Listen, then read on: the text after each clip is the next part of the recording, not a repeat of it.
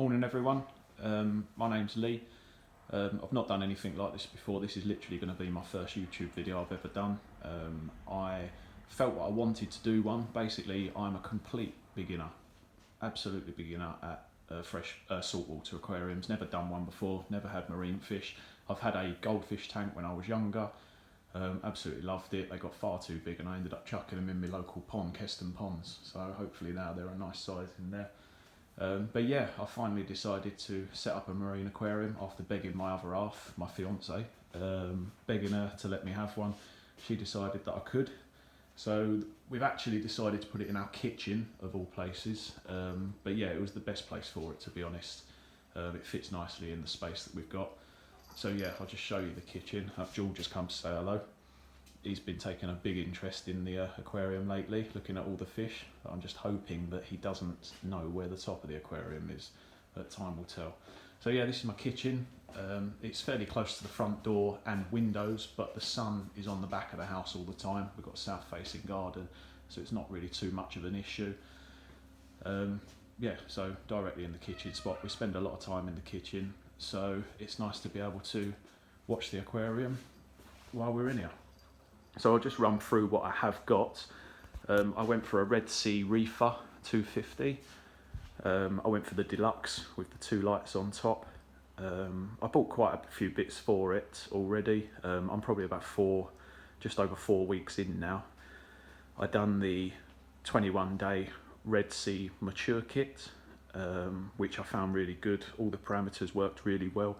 They did say by now my nitrates would be down to about 2 ppm, but I believe they're around 10, maybe 12 ppm at the moment after 4 weeks, but I've been told it's not too big a deal. As long as I try and keep everything consistent, then it should be okay.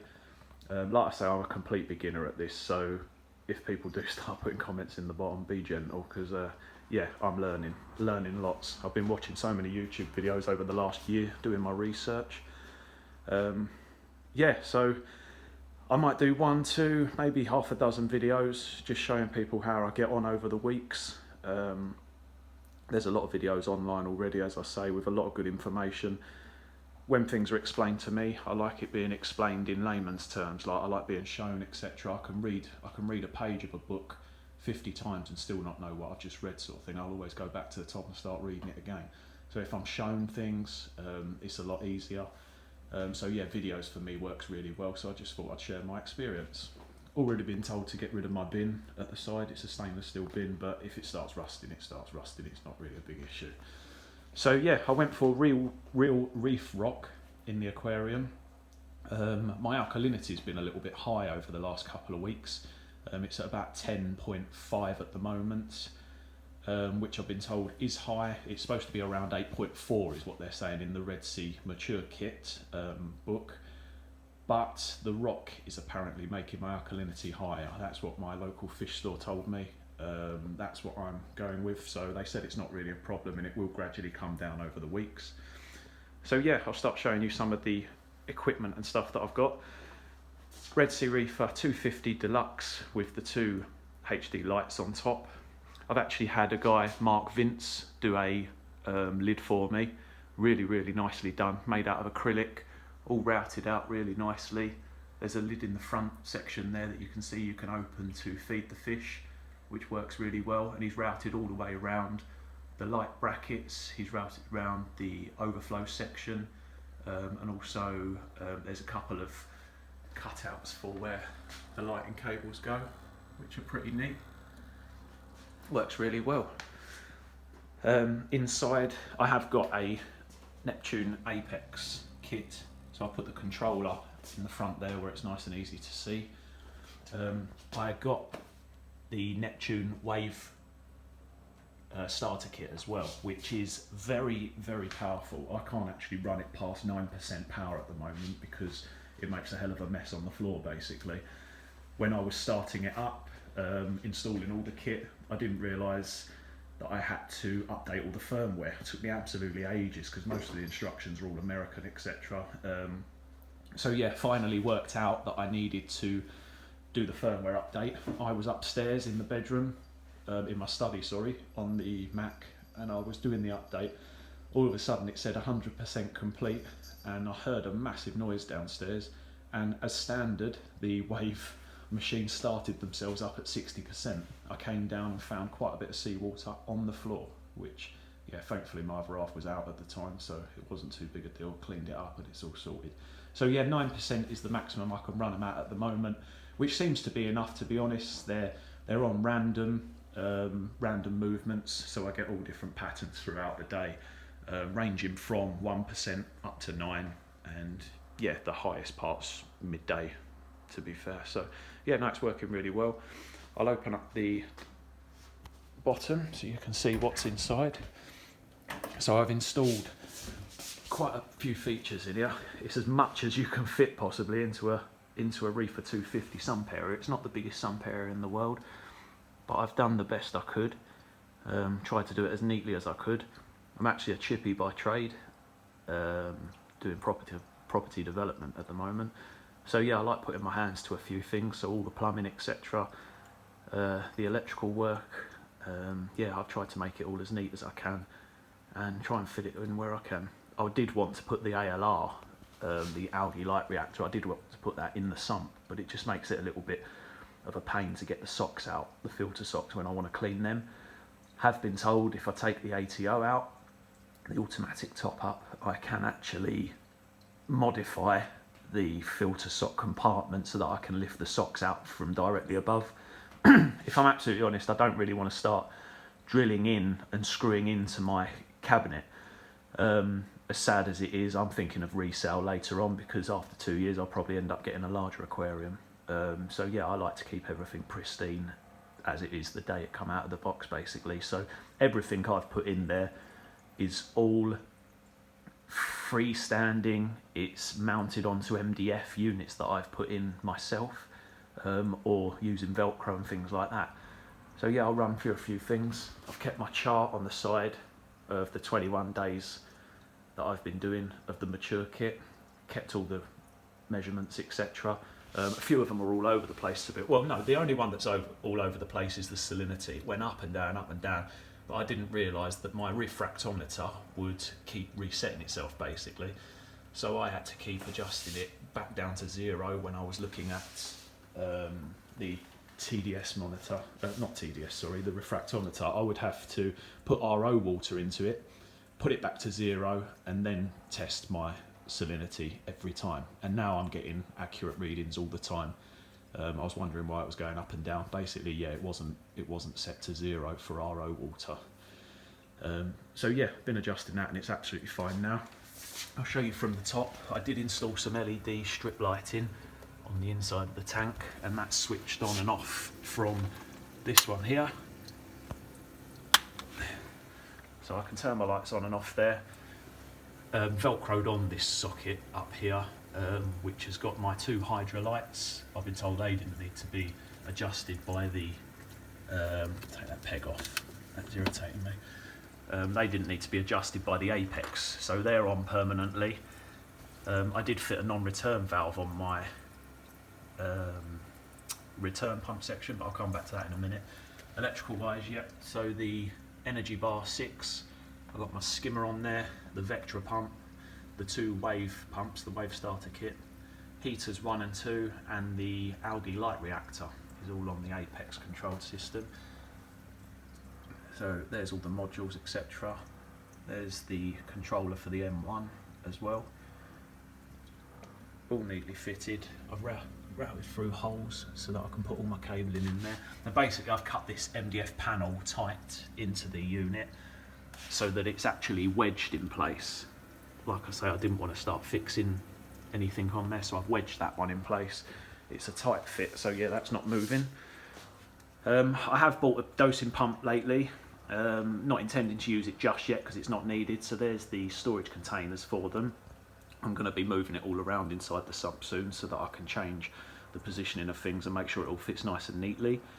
So yeah, they're just sitting there at the moment. The ALR one, like I say, I did want it in the sump, but it's okay outside of the sump at the moment.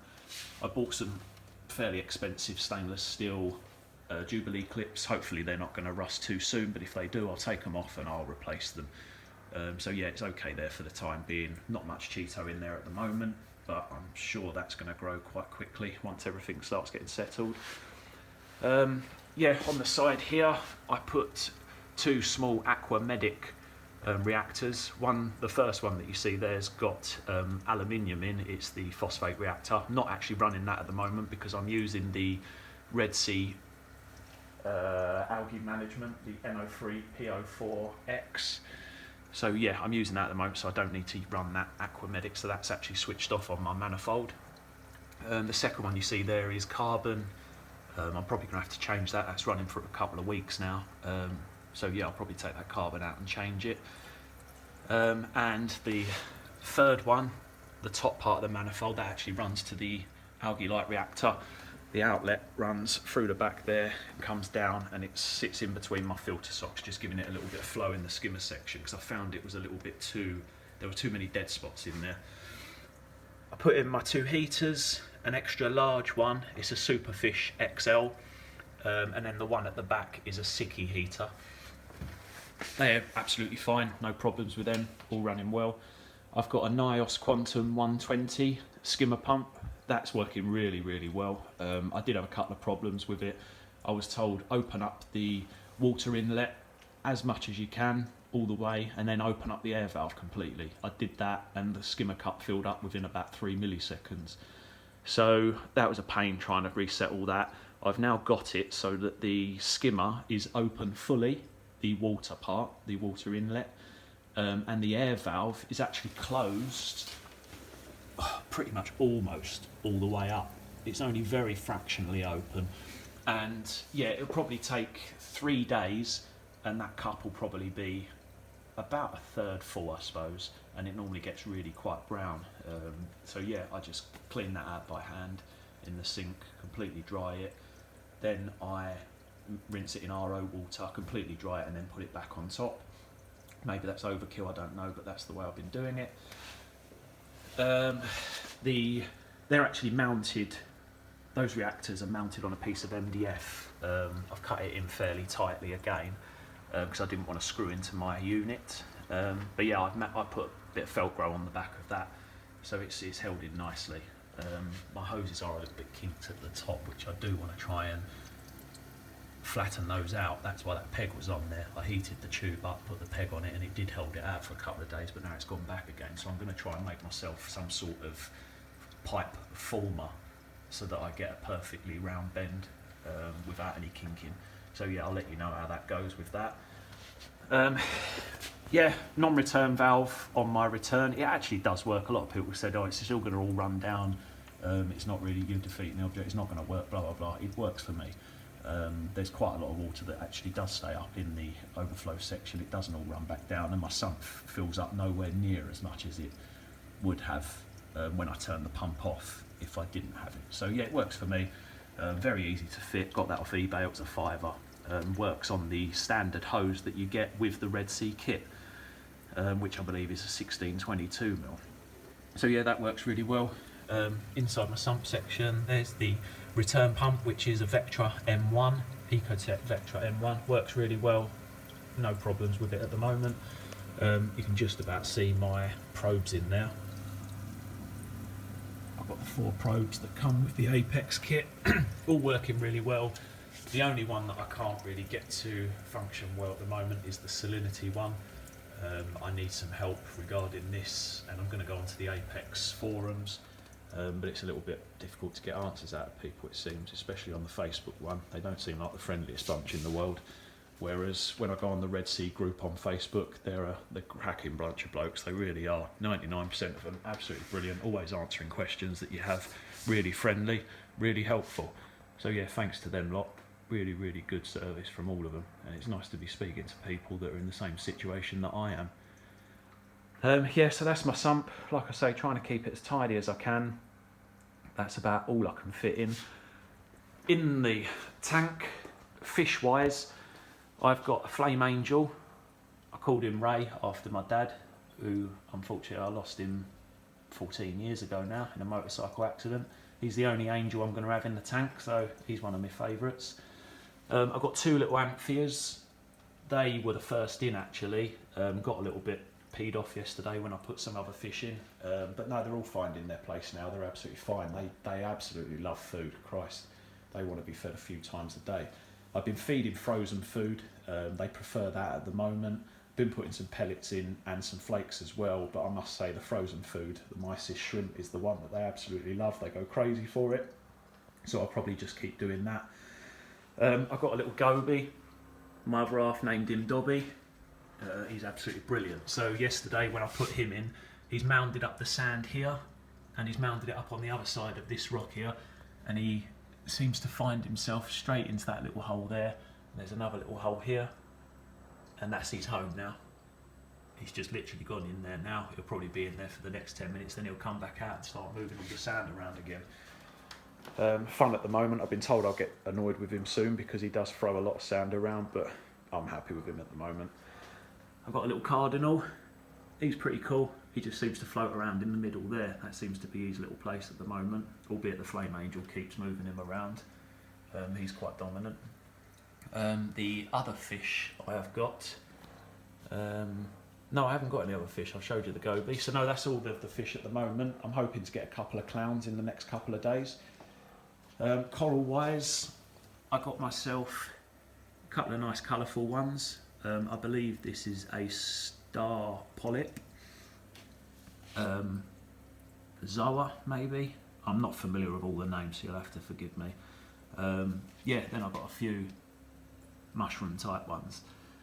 So yeah, they're looking okay. That one was actually higher up yesterday, but the wave machine blew it off. So today I'm probably going to put a little bit of super glue gel on the back of it with some epoxy and probably fix it up a little bit higher where that flame angel is at the moment.